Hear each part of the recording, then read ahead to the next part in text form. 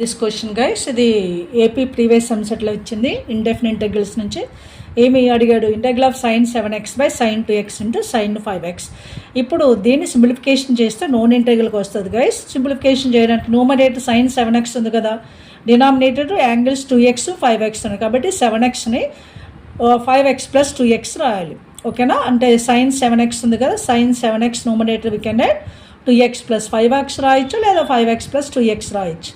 By denominator as it is sin 2x into sin 5x. ఇప్పుడు దీన్ని known integral చేసుకోవడానికి sin a plus b ఫార్ములాగా split చేసి separate చేస్తే నోన్ ఇంటెగ్రల్కి వస్తుంది. అది ఎలాగో చూద్దాం.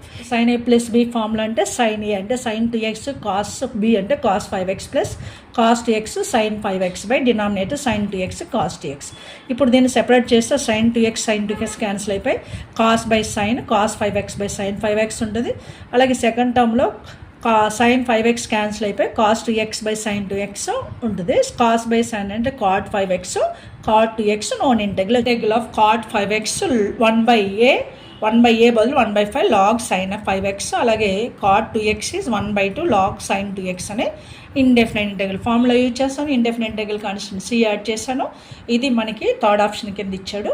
ఇలా మనము సింప్లిఫికేషన్ ద్వారా కూడా ఇంటెగ్రల్ చేయొచ్చు. ఇలాంటి వీడియోస్ నా ఛానల్లో maths super tips and tricks by లక్ష్మిలో ఉన్నాయి. మీరు చూడకపోతే చూడండి, షేర్ చేయండి, సబ్స్క్రైబ్ చేయండి.